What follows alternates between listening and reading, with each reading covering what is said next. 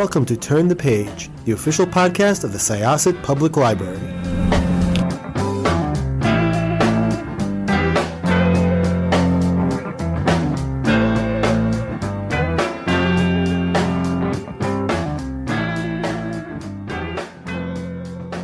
Welcome to Syosset Library's Turn the Page podcast. My name is Jessica, and I am just one of your hosts today. Sitting right next to me is one of your co-hosts, our co-hosts. What's your name? Hi, I'm co-host number 2. I'm Jen. And then across the building or upstairs, we have... I'm Stacy. And I'm Kay. And this is a really exciting interview. This is kind of something that came up out of the fact that we all love fan fiction, and we're all library workers, and we love reading. And we decided to reach out to this guest because they work with an organization, a website that we all love. But I'm going to invite Claudia to introduce herself and tell us about Archive of Our Own. Hi, I'm Claudia Rebaza, and I'm a communications staffer with the Organization for Transformative Works, and we are the parent organization for the Archive of Our Own, as well as several other projects. This is really, really exciting. So really quickly, for those who are not familiar with Archive of Our Own, how would you describe it? What would be, I mean, I know, for me, it's like the go-to place for fan fiction. It's the most friendly place to post fan fiction. It's it seems to be the place where it's just kind of like a nice supportive community. But how would you define Archive of Our Own? Well, I'm very pleased to hear that kind of description of it. That's for sure. The Archive of Our Own, it started back in 2007, and it first opened to the public in the end of 2009. So we have been around for some time. In fact, the Organization for Transformative Works just celebrated its 15th anniversary last year. And the archive is just a couple of years younger than that because it took a while to get it up and running. Yes, we're, I think, kind of unique in that, first of all, we're a non-commercial project. So the Organization for Transformative Works is a nonprofit, an official nonprofit in the US. We operate internationally. We are entirely donor supported and volunteer run. And it's also the archive, first of all, I'd say it is an archive. That's just another thing that kind of sets it apart, because not all places that host fan fiction online are, in fact, intended to host fan fiction online. We definitely were, and it was built that way from the ground up, which is probably one of the reasons why a lot of fans do like to use it, is because it's designed specifically for them. Another thing is that it's has the most open content policy. So if you know your history with fan fiction, back when people were first starting to go online, there were independent archives, and there still are many of them, just not as many as there used to be. And, they might be run by one person or a small group of people, but the archives were often for particular fandoms or particular types of work, or sometimes they were even for particular characters or pairings, and so if you didn't write that particular thing, you couldn't post there. And so let's say one author who was maybe in 2 or 3 fandoms and liked, 7 or 8 characters, and they wrote for all of these, often they might have to post in, a dozen different places to find readers for their work. So, the fact that the archive has such an open policy in terms of, any fandom, any type of fan work you can actually get on there, because we only host text directly. But I mean, you are free to link to, videos and podfic and fan art and fan mixes and images of your crafts and, pretty much anything fanish goes. So it's very open in that sense. It's very open in terms of like the nature of the content that can be posted there. And so I think it gets a lot of people to cross paths. And so we have a lot of different types of users, people who've been in fandom for a long time, people who are brand new to fandom, and so on. I guess those are things that sets the AO3 apart. I was curious about what your journey to AO3 was. How did you first get involved? Was it, as a fan, as a contributor, or, where did you start and how did you evolve to your current role? Okay, so yes, I mean, I was a fan first. Actually, as it happens, I took kind of an interesting path there because I had been online. I actually first got online when I was in library school. So I was in a graduate program, and one of the classes we had was learning to use online tools. And this was in the early days of going online. The web had been around for a couple of years by then. I had already been a fan well before that, but so I, found different fanish spots online. At the time, Usenet was the big thing because at least Usenet was open. I mean, there were a lot of mailing lists that fans used, but those were, they were private. You couldn't actually see them. I mean, sometimes you couldn't join them, depending on how they restricted it. But you could find fan fiction online. And I had ended up coming across LiveJournal. And at that time, I was actually working on my PhD. And so I had a different plan for what I was actually going to do my thesis on. But as it happens, I did a class project that was looking at communities online. And so I chose a fan fiction community that I was already familiar with, and got feedback from faculty that this sounds really interesting and maybe you should write your thesis on this. So that's what happened. So I ended up opening an account on LiveJournal and spending many years there while I was doing research for my dissertation. And at that time was when AO3 was being built and when the organization from Transformative Works was being founded. And so I wasn't actually a part of that initial group, but I was aware of them. I knew about their progress. I was an early user of the archive before it actually opened publicly. And then what happened was I graduated during a recession, and job hunting was not going well. So I had time to volunteer, and I wanted to volunteer. And so I initially joined the organization in 2011 as a tag wrangler. And then I ended up getting moved into the communications committee, and that's where I still am. So that's actually funny you bring up being a tag wrangler, because I actually had a question about that. Like how are the tags created? What makes them like more popular in fandoms? Do you guys see what the fandom itself wants to tag things as and then go from there? Or, basically how were the tags made and then how did they pop off from there? Okay, I was going to say there's a lot of questions in there. Sorry, I'm a big question person. Me too. So I'll try to get it in, and of course the sad thing is that since we're audio only, it's kind of hard to describe some of these things, especially if you haven't used the site before. But I will do my best. To answer the very first question you had, which was who creates the tags, is the users create the tags. So when you are posting something to the site, one of the things you have to do is you have to pick out tags to describe what your work is about. And maybe even the format of the work. So for example, like if you were posting a podfic, you would want to say that it's a podfic, that you're posting audio, maybe the number of minutes that it is, and things like that. So basically the tags describe, what it is that you're posting and a general idea of the content so that people can find it or get a better idea of what it's about. And then what happens to the tags is that they may or may not become canonical.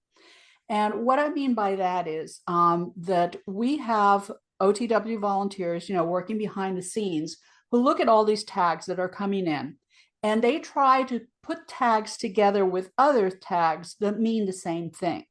And that way you can search on something and be fairly confident that you're finding everything that exists about that particular thing, especially if you're using either the canonical tag or tags that have been connected to it, right? And this makes a huge difference, because if a tag is canonical, then when you are searching for it, it means that it will autocomplete in the search field.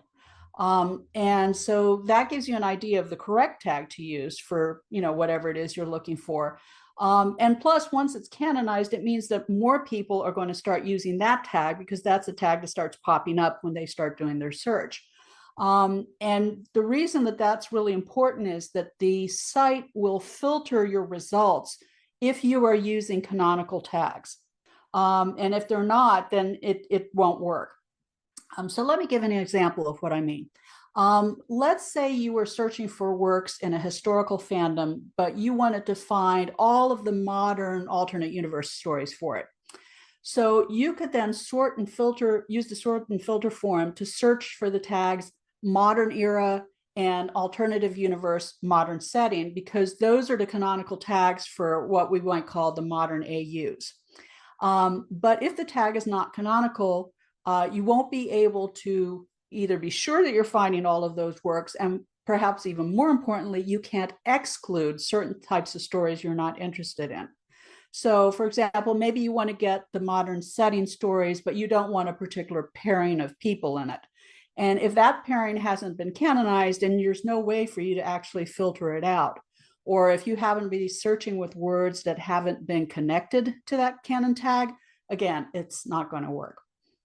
That makes a lot of sense. That, because to me, I read fanfic on Archive of Our Own, and I guess because for me, I'm mostly on my phone reading it, that I'm like, how do I try to find the tags that I want? And it's a little overwhelming on my phone, like, Yeah. my iPhone. It's not as big as my computer screen, where I'm like, let me, it's so much easier on a computer. Yeah, it's a bigger screen. I say that as I pull up the fandoms that I'm looking, like I just, pulled up a few random ones of, like seeing some of the tags. And I happened to pull up the video game that both me and Kay know, but seeing all the different tags and all that, because that was my question of like, how does one kind of navigate it best, which you answered wonderfully, but also to kind of answer myself is just use the computer, Stacey.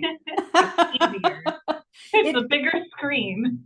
It does make things easier, but if you're a librarian or you're used to looking for stuff in a library, it also kind of makes the sense, because you have catalogers who are also doing things like, putting things together so that you can find a particular, all the types of works on a particular thing that you want.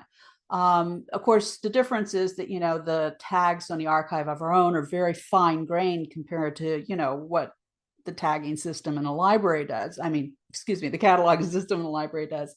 They're index terms. They're not part of the cataloging system. But the other thing too is that, you can't search, you can't full text search in the archive. The tags are the way that you search it. So, you can't really, you can sometimes search, in certain fields like a title field or whatever, or a summary, but you can't search the body of a work for a particular term popping up. So I want to know, what was your first fandom, or what were your first fandoms? Well, I was thinking about that question because I have gotten it before.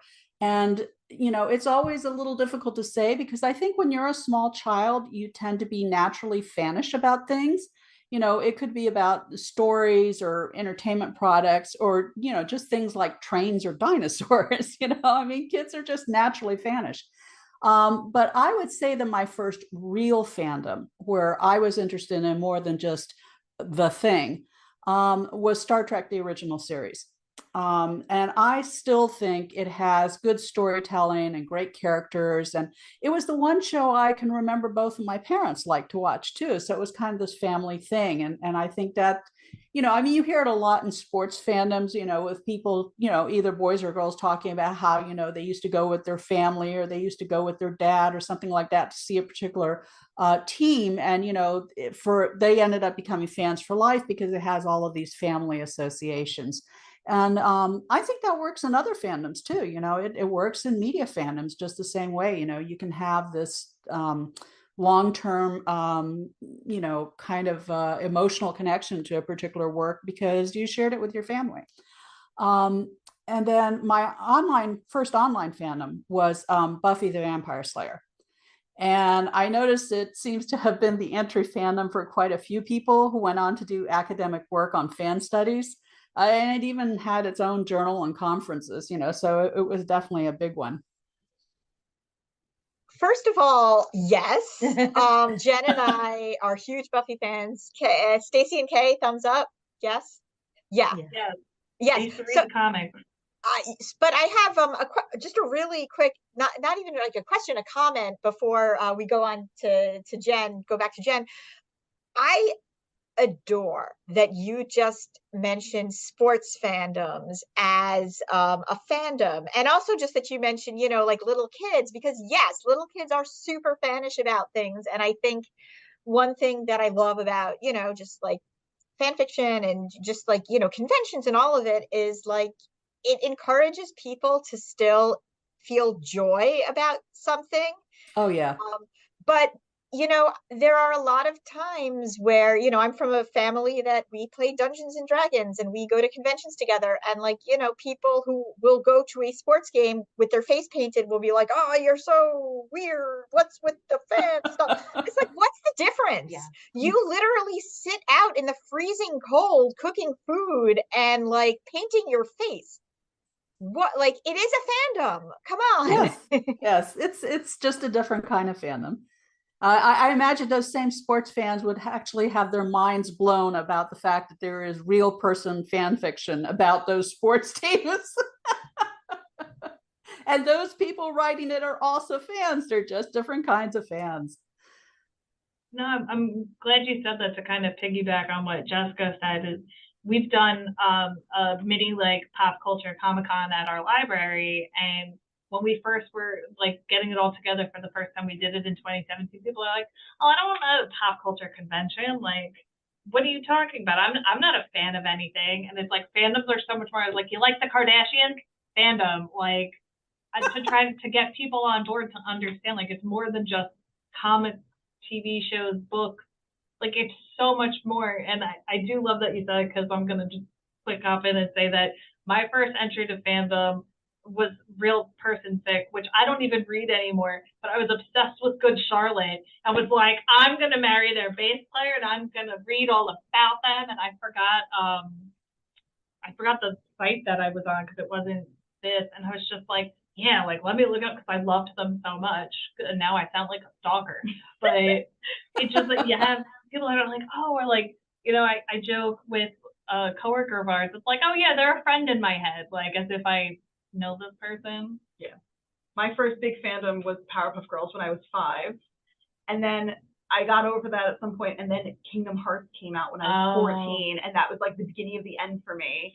And when you talked earlier about like people making their own archives, I had several websites that people were hosting their own websites, posting Kingdom Hearts fan fiction and fan art everywhere. I still have them memorized because like you couldn't save them on a computer. You had to just type them in and find them. Yeah. And I still follow some artists from that because they've moved on to other fandoms that I've moved on to. So you grew. I grew. We all did. So first off, that's amazing, Stacey, that you admitted that in front of all of us and our public audience eventually. But anyway, that leads me into a question that I have is I was wondering if you could talk a little bit about the relationship between AO3 and the organization for Transformative Works. Because I know that there is an overlap on the Venn diagram, but they don't do the exact same thing. So I was wondering if you could talk a little bit about that relationship and how they work together and apart.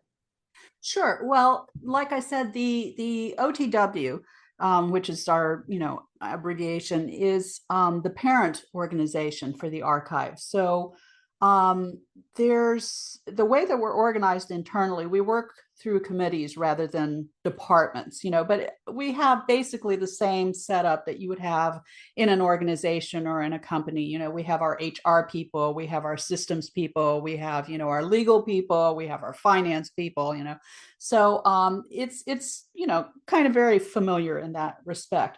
But then we also have people who work specifically on our projects. And because the archive is our biggest project, we have the most committees tied into that. So we have, for example, the planning committee for that one, which goes by the name of Accessibility, Design, and Technology.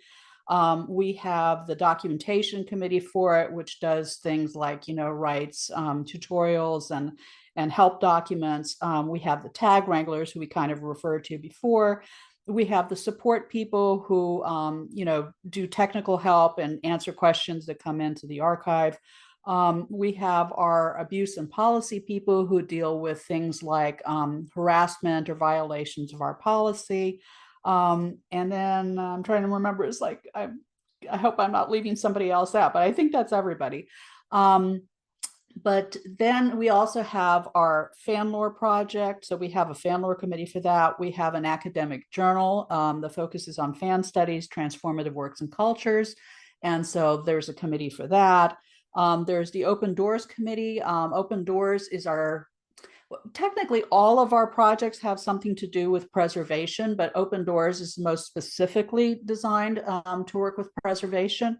And I can get back to that in a bit, but and then there's also, we have our legal committee is a little bit of a odd duck because they are both an internal committee and a project.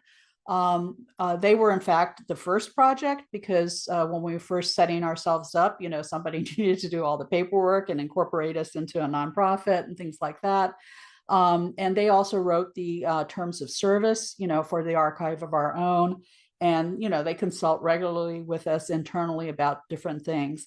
But they are also their own project, and they represent fan interests in things like legal cases, in testifying before government bodies, in terms of policy papers, working with other organizations, sometimes also talking to things like, studios and Hollywood representatives and so on.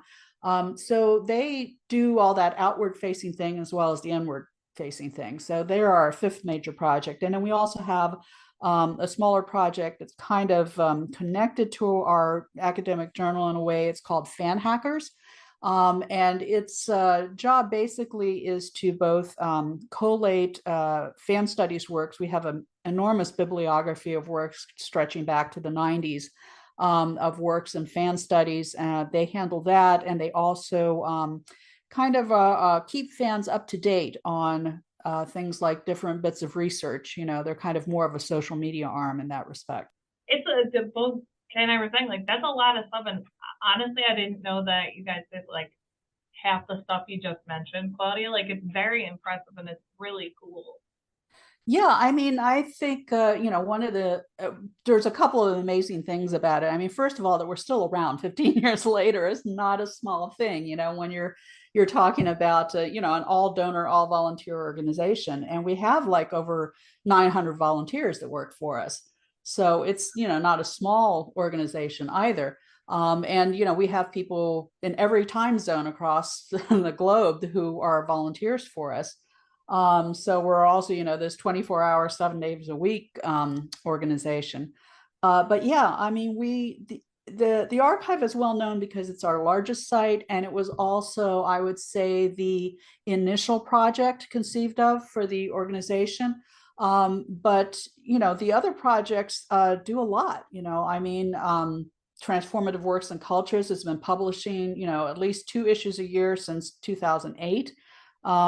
They had just 2 editors who founded them back in 2008 just stepped down this past year. So we now got a new set of editors in there, and it's very exciting to kind of see that continuation that we're going to carry it on.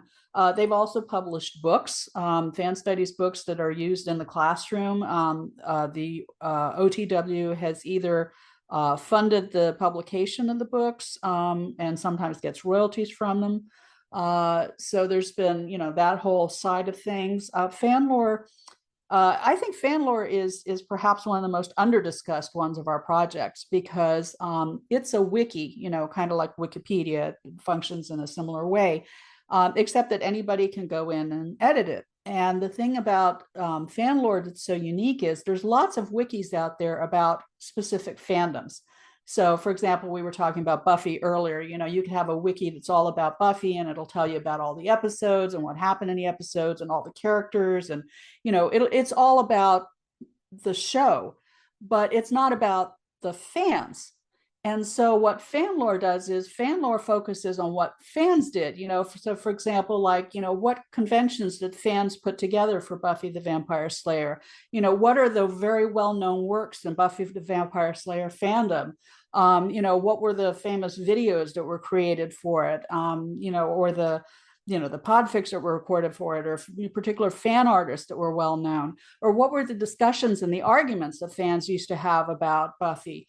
So like all of the things that fans did connected to Buffy are what would go into fan lore. And of course, fan lore is open for any fandom and all types of fan activities. It has a glossary of things like fan terminology. So if you run across a term you've never heard of before, you go to fan lore and you look it up.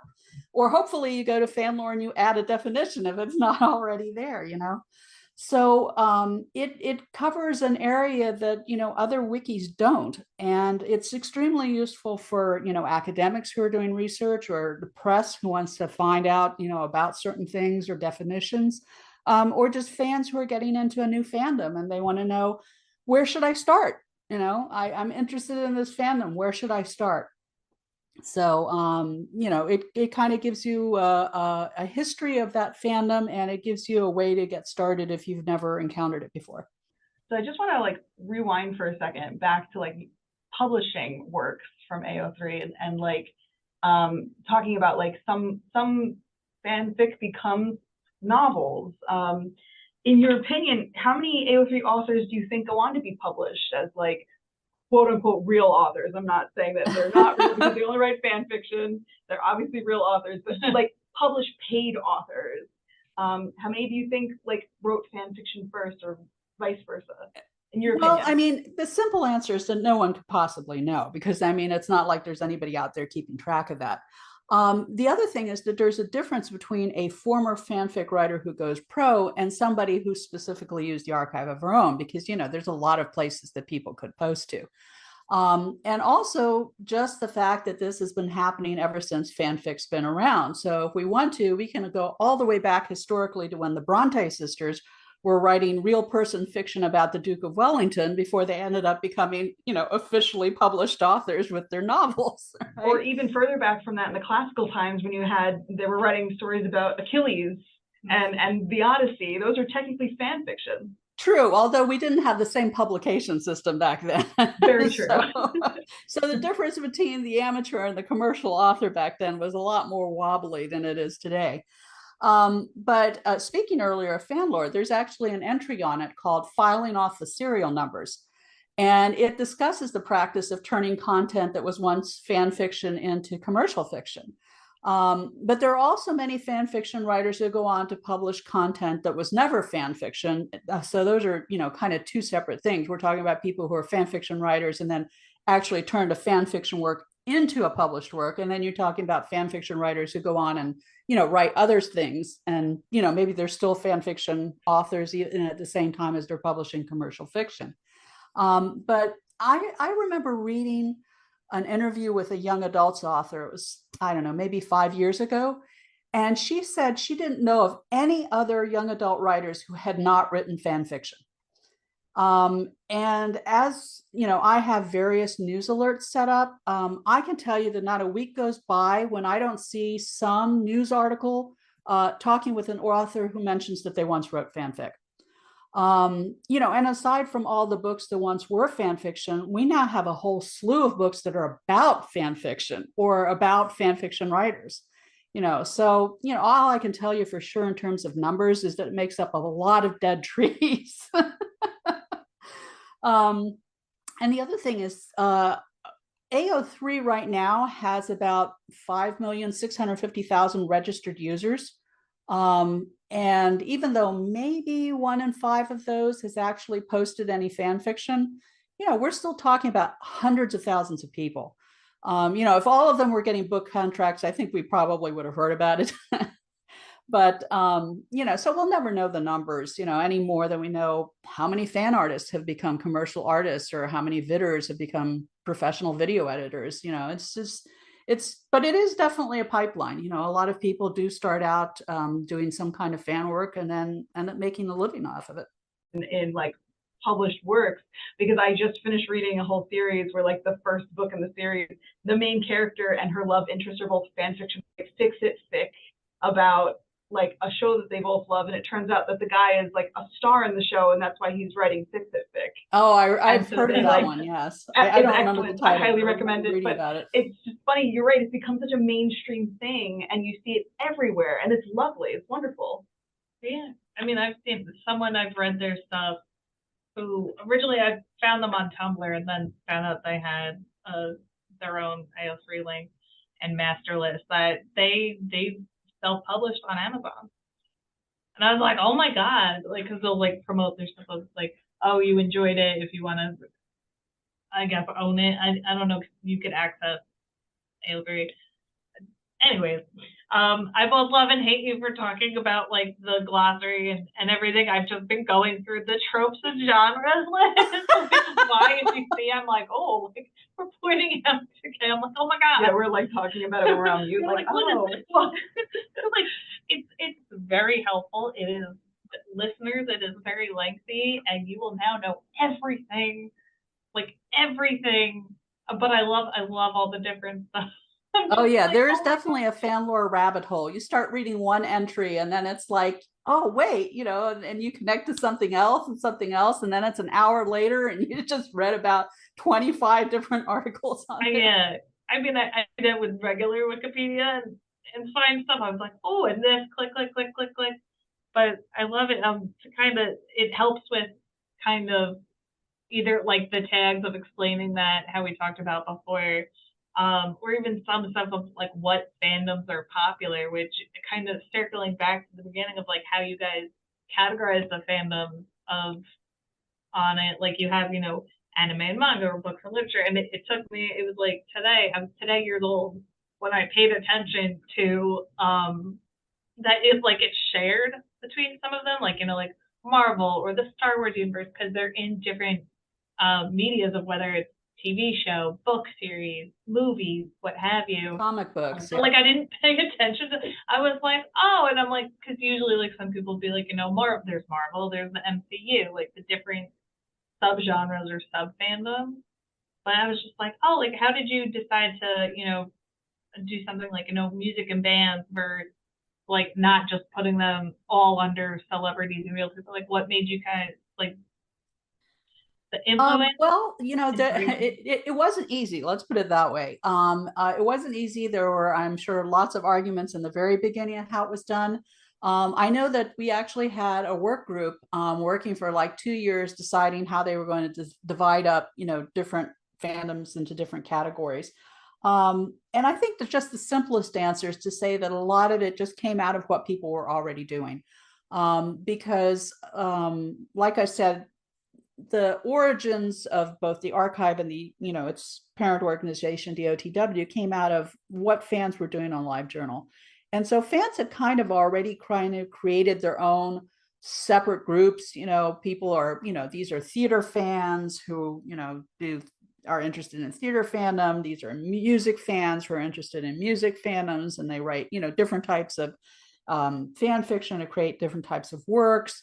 And then these are people who are interested in TV fandoms and different movie fandoms and so on. So it's, it was kind of already self-sorted, it was kind of like the sorting hat and Harry Potter, people kind of self-sorted into different aspects of fandom and different groups. And it's not that, an individual couldn't be a fan of a whole bunch of different things and in all of these fandoms. But a lot of times those things ended up being connected, so if you were in one music fandom, you might very likely be in other music fandoms. You get to know a lot of music fans, and the types of things you would do would be different because a lot of music fans, it revolves around, songs, revolves around concerts, it revolves around a lot of in-person types of experiences, which tends to be very different from, say, television fans who might not have that versus movie fans who would actually go to movie theaters and see, premieres together. So you can think of it as a way of, different traditions kind of funneling people into different avenues. I have a question that actually was not something I had before, but feel free if you don't know off the top of your head or just in general, what are some of the biggest fandoms now that people are writing about?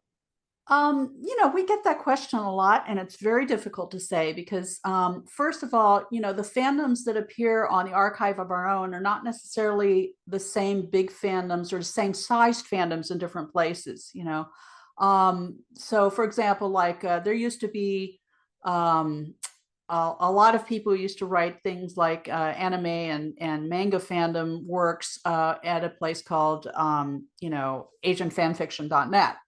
Or fanfiction.net used to have a lot of I would say younger users who might be more general fans, and so we tended to I remember I once looked at numbers for certain shows, and you would find like perhaps next to nothing on fanfiction.net for it, and you might find several thousand for that fandom on Archive of Our Own. And so the places that people go to post different things, I mean, I think it's getting a little more concentrated now, but 10 years ago, it could be very scattered and very different. And Wattpad is another good example. That was a huge one for a lot of music fans, tended to write there. And the types of fan fiction that they wrote were different as well. So, I think we could say, well, here's what has been popular at the archive, but it doesn't necessarily mean that those are the most popular fandoms everywhere with every group. And certainly, the Marvel Cinematic Universe was a very big one, and that's a very kind of general, overarching type of fandom because there's a lot of people who technically the MCU doesn't really apply to them because they're maybe only fans of one movie in it, so it's like, are they really an MCU fan or are they a fan of, the Captain America Winter Soldier, or are they, really a fan of Thor, or are they more of a general fan of, the whole MCU universe? So it's a little bit difficult when you start doing stuff like that, and stuff changes a lot too over time. So you'll get something that flares up, and then it's very popular for a couple of years, but then it's like it kind of dies off. Whereas you have other things like, we started off talking about Star Trek, the original series. People are still writing fan fiction for that, 30, 40 years later, right? So you have to ask yourself, is it the most popular fandom because it's very popular right now, or because, people have written hundreds of thousands of works over decades? How do you really measure that? So it's a little tricky.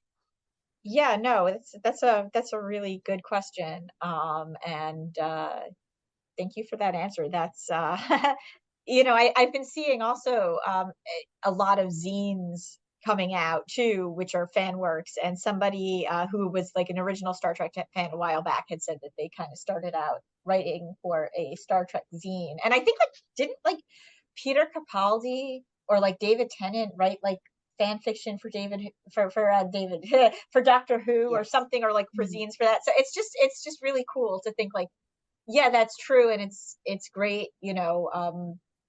Most people seem to find AO3 to be their go-to place, but that's a good point that there are things outside. I mean, I think like my first experience was on fanfiction.net, like way back when. Right. Yes. And the other thing too is you have to take into account like all of the individual fandom archives. Like one of the early huge archives was for the X-Files. It was Gossamer. And so Gossamer still has more fan fiction for X-Files than exists at the archive, last time I checked anyways. So don't take that as gospel, but the last time I checked, it was a significant difference because a lot of people never took that old fan fiction and put it on the archive. It still exists in the original thing. So it's like, well, is that not popular? It's like, no, there's probably tons of X-Files fans on archive of our own. It's just that, they didn't put the fan fiction there and maybe they read someplace else. I'm so glad you brought up the X-Files because that was my original fandom in the 90s. Like, we got basically the internet the same year that I started watching the X-Files, like in season 2. And those two things were just like so intimately connected for me because like I would wait for the X-Files to come on TV and then I would sign into the, official AOL keyword X-Files chat room and talk about it while it was on TV, and so, but I love your point too, that like fandom is not just connected to the internet because it does predate it. And there were all these like pre-internet fan communities too. Could you talk a little bit about, let's see, the volunteers that you talked about before?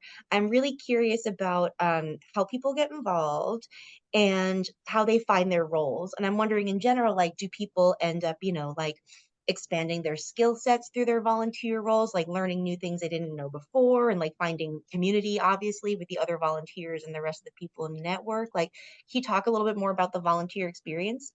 Sure. Yeah. And then the answer to all of those questions was yes. But in terms of how to do it, I mean, basically, you just need to follow our news blog because it's almost every month, usually on a Wednesday, we will post,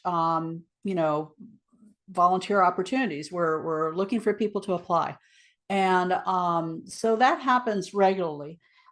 So, basically you just need to, for example, and if you don't know where to find the news, if you use the archive of our own, go to the front page. The news feed is right there. And like I said, a Wednesday, sometime during the month, there will be a recruitment post.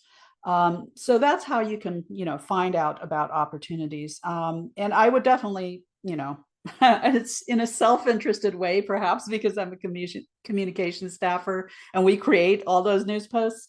I would definitely recommend, reading the news to get an idea of what it's like. In fact, we have a series called 5 Things an OTW Volunteer Said. And that we run a post, one of those posts every month as well. And we try to spotlight people from all different parts of the organization. So, over the course of the year, you'll find out about most of the committees that we have because somebody will be talking about their own personal experience of being a volunteer. And in terms of things like the skill set, I definitely do think it expands people's skill sets. For example, one thing that a lot of people don't think about is that when the pandemic happened, we were perfectly prepared for it because we have always been an entirely virtual workplace. And not many other places were. Even tech companies were not entirely virtual, but we were. And I know that 2020 was brutal for many companies and organizations because they had to adapt what they did to function remotely and to do it quickly. And, that was a huge leap that we had to take because we didn't slow down at all. So I think that to say that that's one thing that sets us apart and is probably going to be a very important skill set in the future because things are only going to become more remote. Another thing is that since we are an all volunteer group, you're not there unless you want to be. And you're not likely to be unless you support the mission and the projects and fanworks. So it does tend to tie people together in a way that it might not in many other places. And I know that many people have made friends in the organization. There are chat channels where people can talk about fandoms or other interests apart from work. So, it does have that social element to it too. But ultimately, we are a workplace, even if it's more informal and less hierarchical than most places. So other people rely on you to get your work done and not hold up somebody else's job. But when it comes to skills, I know that changing the way we do things has happened at multiple points in our history, either for the whole organization or just for my committee. And because we do have a lot of turnover, there may also be a lot of quick learning to take on someone else's tasks when there's no one else to do them.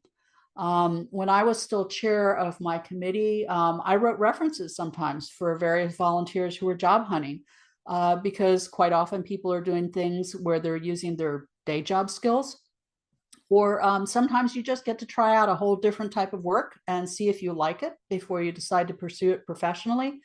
I had already mentioned that 5 Things an OTW Volunteer Said series. I remember that there was a person who works now in our translation committee, who, just happened to see the notice that we were looking for translators in whichever language team she's on. And she decided to try it out. And after doing it for a while, she thought, I could just do this as a job. I really like doing this. And that's what she did. She decided to go out, pursue it professionally, got a, paying job for it. So, I think it definitely helps people in different ways. I know that I found the organization a really good match for my prior jobs, because working in my committee, it kind of pulled together a bit of everything I once done, being a librarian, being an academic, writing, doing public relations, putting on events, it all just came together. With all like the volunteers and the people that work there, it's a really great community, and not just seeing that of because I pulled up stuff in prep for the interview, and I 100% forgot. I was like, none of us even touched upon a point that like Archive of Our Own won a Hugo, which is great. Nebula, whatever it was. No, it was a Hugo. Hugo Award for Best Related Work. I was right the first time. Yay me. Which is great. But one of the things that Naomi Novik said, about fan creators who share their work freely and other fans and fans who read their stories, and like nourishing the community. One of the things, and it's on the FAQ, of like what are kudos, because every time I'll reread fic, like I'll reread my favorite books. Like that's why I don't get rid of them in my house. But I'll reread like a comfort read almost, and I want to leave a kudos, and it goes, you've already left it. And I'm like, but I want to give all the kudos. So one of the things I'm kind of wondering as a reader and someone who kind of want to interact with the author a little bit more, is there anything like to eventually leave more kudos or more than just a comment?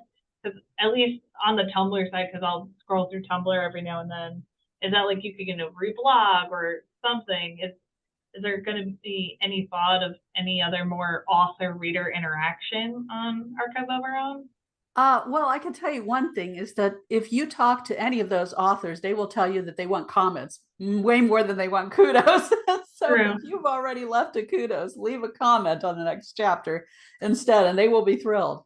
I went ahead and I talked to somebody who was around when those decisions were being made. And she said the reason was that they wanted to avoid metric-based thinking and or the creation of bots, multiple clicks to game stats. So in other words, the planners didn't want to let a few people skew popularity and readership across the site by allowing artificial boosting of specific works. Plus, the other thing is that by allowing multiple kudos, you would likely lead to having all of the high-ranked works be the longest ones, because you'd probably be kudosing on each chapter. But in fact, works that are over 10,000 words are not that common on the site. So it would really change what a shorter work could expect. The way it is now, we get equality for Drabbles or Podfic or other single chapter works. That's smart. I didn't think of it that way. I was just like, I don't feel like writing a comment, but I want to know that I love your fic. Looks like you're going to have to start commenting. I guess I will. I just have a quick question. And on this chapter, I still love your fic. Keep going. I just really quickly, what is a podfic for those who might not know? A podfic is basically an audiobook of fan fiction. So they vary a lot in terms of what they do. I mean, well, it's kind of like audiobooks because, a lot of audiobooks are just straight reads. And then you have other audiobooks that are actually kind of like group theater, where you have multiple readers, basically reading different parts. You have other books that include, things like music or sound effects or things like that. It's the absolute same thing in podfic. So, I mean, it can be anything from just a straight reading of the story to, a group performance to, all sorts of embellishments and and listeners vary a lot too, because some people absolutely hate having music in their podfics. They don't like it. They want to know it beforehand if there's going to be any music in it. Some people love all the different effects. I remember that one of the podfics I loved the most was in the Merlin fandom. And I am terrible with names, so I do not remember the name of either the fic or the reader. But it was the thing that was tricky about it. There was kind of a little bit of a meta type of story, because the characters were all fans themselves of this other, canon, and this fictional canon. And so they had all met on LiveJournal and were, interacting as fans of that thing. And so there were all sorts of asides in the written story about, how somebody was making comments in this community, or somebody was using instant messaging to talk about here. And so it was kind of like this compilation of people doing online interactions. And I was just so impressed by how the reader managed to figure out how to convey that in audio. Because in when you write it, you can actually, style it in a certain way so that you can tell that you're reading, say, somebody's instant message versus their conversation, their in-person conversation. But when you're reading that, how do you do it? And she did it with all sorts of little sound effects at the beginning of it. And one of my favorite ones was I'm trying to think if it was Twitter or it was something like that, where she signaled it by the sound of a sheep baaing. So it was a little sheep baa, and it was kind of also a commentary on how people were sheep, following the popular thing. So yeah, I mean, people get very creative with it and can be, just do amazing things in terms of reading written work. This has been a really cool interview, I have to say. Stacy and Kay, do you have anything else before we go? No, this is really not only fun, but factual. Like, I'm learning stuff that, like, I was like, ooh, I didn't know what podfic was, but now I'm like, I'm into it. I went down the rabbit hole, so I'm just like, now I'm like going through everything and just sending links to my friends that I know read fanfic. I'm like, hey, did you know about this? It's so cool. It really is. Yeah, this has been a lot of fun. Thank you. Well, one thing too, I can send you a list of links. I don't know if you tend to include those when you post the episodes, but I can send you a set of links to things that we've discussed during the interview that people can follow up on. Yes, that'd be awesome. I know I'm going to start going through the fan lore stuff later. Yeah, I know. I'm like dying to now. That's like really like everybody said. I mean, I hope that the listeners at home, I hope you all learned something, came in, expecting one thing and came out with it learning so much, because this was really just such a fun interview. It was very informative. And Claudia, thank you so much for sharing your time with us.